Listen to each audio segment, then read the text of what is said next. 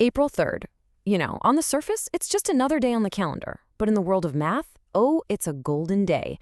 And I'm about to show you why. Get this. On this single date, across hundreds of years, some truly brilliant minds completely changed the world as we know it.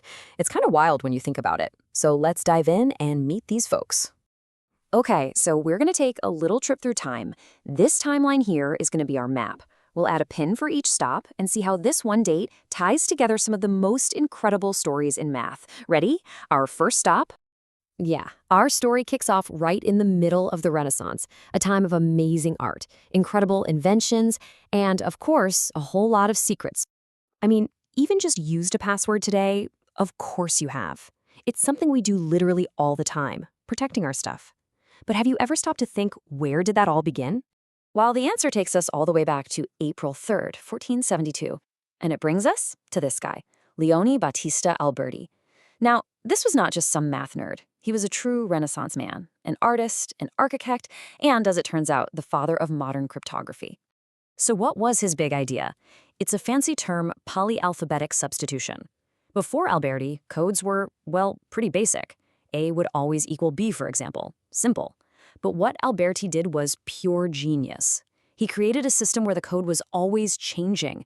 So in the same message, the letter A could mean B here and then C over there. Just that one little trick made codes ridiculously hard to crack.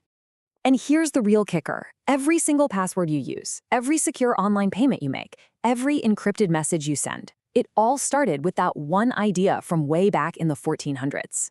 It's just amazing how one little mathematical concept can completely reshape the future. All right, let's put our first pin on the timeline. There's Alberti, 1472. We're staying on the same date, April 3rd, but now we're going to jump forward, way forward, more than 400 years into the future. Okay, so Albertini gave us the basic idea for secure communication, but how did we make that security nearly bulletproof? Well, that's our next story. I mean, think about it for a second. How does the internet actually keep your information safe when you're shopping or banking online? You know that little lock icon you see in your browser? That's not just for decoration. It's powered by some incredibly powerful math. And that math brings us to our next person of interest, Joseph Louis-Francois Bertrand, who passed away on, you guessed it, April 3rd, 1900.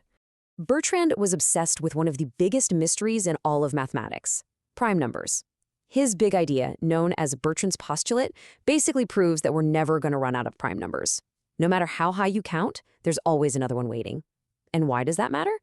Well, that guarantee, that endless supply, is the key.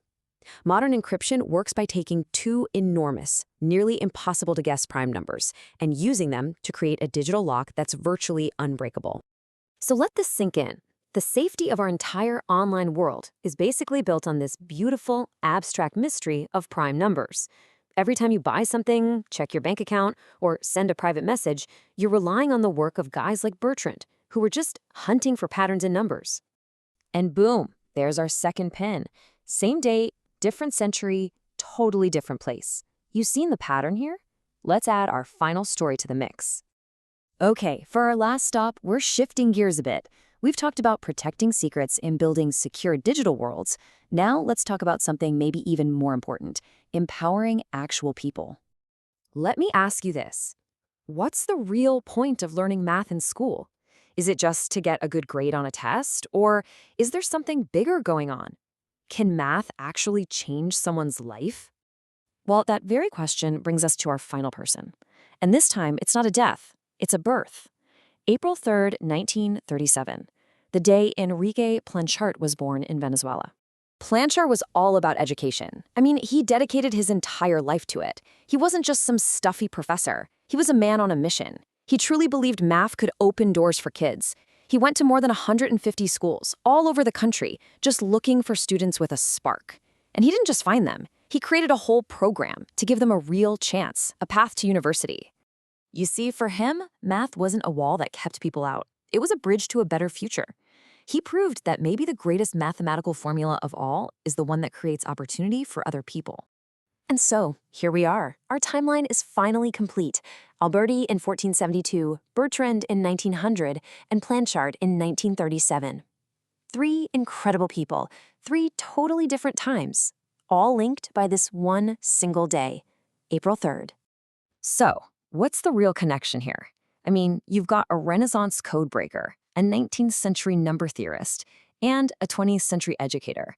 They couldn't be more different, right? So what ties them all together? It's this. They all saw math as more than just numbers on a page. They saw it as a powerful tool. A tool to protect, a tool to build, and a tool to empower people. Alberti used it to keep us safe. Bertrand used it to build our modern world.